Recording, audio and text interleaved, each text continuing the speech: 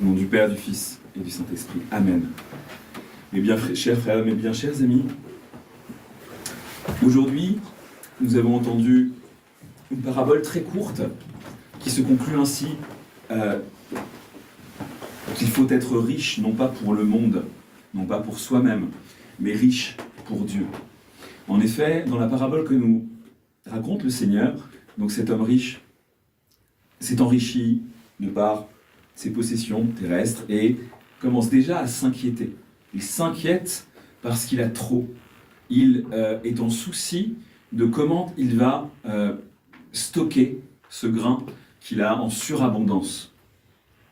Ainsi, cela ne fait que vérifier ce que l'on sait par ailleurs, ce que même les Grecs anciens avaient compris, c'est que souvent, ce n'est pas nous qui possédons nos richesses, mais ce sont nos richesses qui nous possèdent. L'attachement aux biens de ce monde est l'une des principales sources d'éloignement vis-à-vis de Dieu.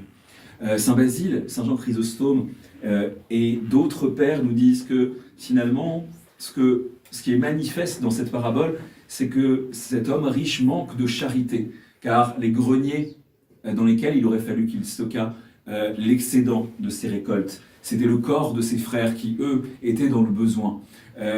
Saint Jean Chrysostome et Saint Basile notamment, qui vivaient à l'époque de la splendeur de l'Empire romain, d'Orient chrétien, constataient des différences de niveau de vie qui criaient scandale face à leurs yeux. Et Saint Basile le dit, ainsi tous les riches donnaient leur superflu aux pauvres, et bien finalement il n'y aurait ni pauvres ni riches.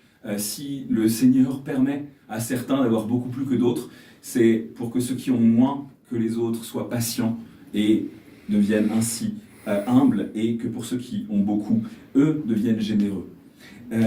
Et pour autant, cette parabole ne nous parle pas que littéralement de ce que doit faire un riche, parce qu'on pourrait se dire que effectivement c'est quelque chose qui ne nous concerne pas. Si on a soi-même à peine de quoi vivre, ou en tout cas si on n'est pas dans une situation où on peut faire d'énormes largesses, on peut considérer que le Christ nous parle de quelqu'un d'autre, en tout cas nous met en garde quelqu'un qui n'est pas nous-mêmes. Or, ce n'est pas ça du tout, puisque au sens spirituel, cet homme riche, c'est chacun d'entre nous, si pauvre que nous soyons, parce que ce que nous montre cette parabole, c'est d'abord qu'il est ingrat, puisque la première chose qui se produit lorsqu'il se rend compte que ses greniers sont pleins, que ses récoltes ont été abondantes, ce n'est pas de se mettre à genoux et de rendre grâce à Dieu, sans qui le soleil ne se lèverait pas, sans qui le blé ne pousserait pas. Donc la première chose, c'est que cet homme riche, c'est surtout un homme qui ne pense pas à Dieu. Il est mentionné à aucun moment dans cette courte parabole que ses pensées s'élèvent à aucun moment vers Dieu.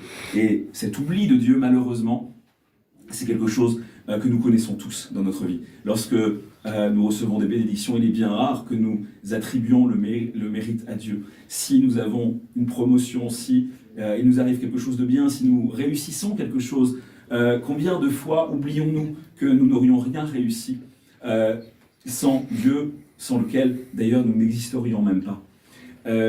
C'est la première chose, c'est que c'est un homme qui n'a pas Dieu dans sa pensée.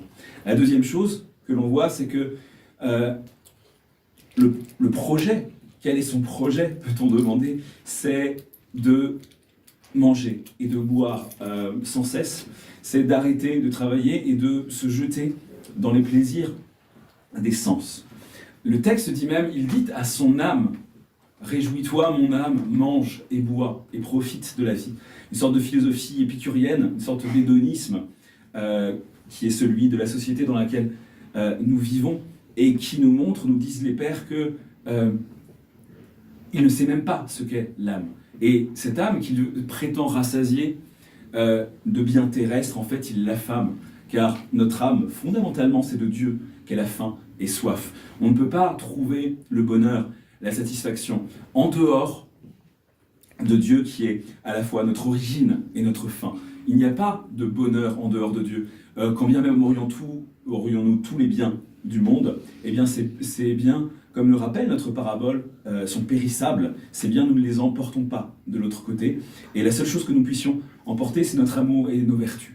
Tout le reste on n'est que le dépositaire temporaire, et si on s'y attache, si on compte sur les biens de ce monde pour nous apporter le bonheur, eh bien, on est sûr, une fois que nous serons rappelés de l'autre côté, dans l'au-delà, eh bien, nous sommes sûrs que nous irons du côté du malheur, du côté des pleurs et des grincements de dents, car nous étions tournés vers ce qui ne pouvait pas nous donner le bonheur éternellement, c'est-à-dire ces biens matériels, ces biens terrestres qui sont nécessairement passagers. Donc cet homme ne prie pas suffisamment. Cet homme ne se rend pas compte que son âme a besoin de Dieu. Il veut la rassasier d'autres choses.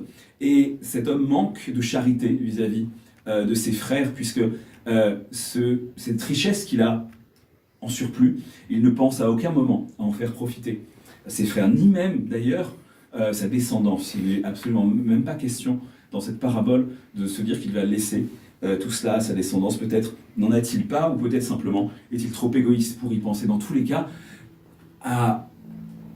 au tout début de ce carême de l'Avent, dans la tradition occidentale, nous disons l'Avent, l'Adventus, c'est-à-dire l'attente de la naissance, de ce qui va advenir de la naissance du Seigneur. Eh bien, dans ce moment, l'Église nous donne à entendre cette parabole afin de nous montrer exactement ce qu'il ne faut pas faire, de nous montrer un contre-exemple, de nous montrer que si nous voulons être riches aux yeux de Dieu, si nous voulons acquérir des richesses spirituelles, il faut faire exactement la même chose, exactement l'inverse, et non pas la même chose que le fait ce mauvais riche de la parabole. C'est-à-dire que, contrairement à lui, nous devons nous tourner vers nos frères, nous devons essayer de faire l'aumône, soit de notre argent, soit de notre temps. Mais en tout cas, que ce moment d'avant, de préparation à la nativité du Seigneur, soit un moment dans lequel nous essayons de dispenser le plus possible dans notre entourage, dans notre famille, la charité que nous devons avoir en tant que chrétiens, puisque le Seigneur nous dit que c'est normalement à l'amour que nous avons les uns pour les autres que le monde reconnaît que nous sommes ses disciples. Nous devons nous tourner, donc, disais-je, vers nos frères, nous devons nous tourner vers Dieu, ne pas faire comme ce mauvais riche aussi qui, dans l'abondance, ne pense pas à rendre grâce, que nous soyons dans l'abondance ou non, que nous soyons dans le malheur ou pas, comme le dit Saint Jean Chrysostome, tout est une grâce qui vient d'en haut. Même nos épreuves, qui malheureusement parfois sont douloureuses, parfois peuvent être très longues, eh bien il faut avoir conscience que rien de ce qui nous arrive sans l'autorisation de Dieu.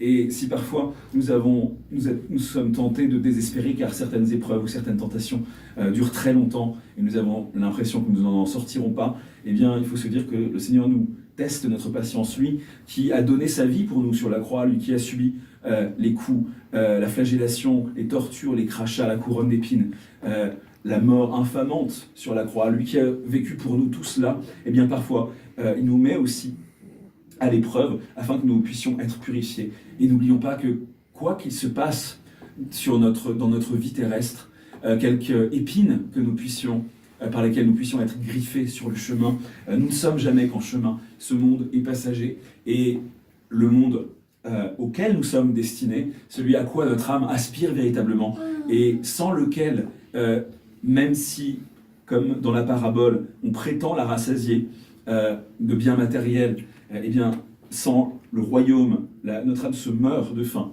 et de soif par l'éloignement de Dieu. Notre véritable patrie est le royaume des cieux. Notre terre ici n'est qu'un passage, et c'est de l'autre côté, là où il n'y a plus ni mort, ni peine, ni soupir, mais la vie éternelle, que nous pourrons régner avec le Père, le Fils et le Saint-Esprit, maintenant et toujours, et pour les siècles des siècles. Amen.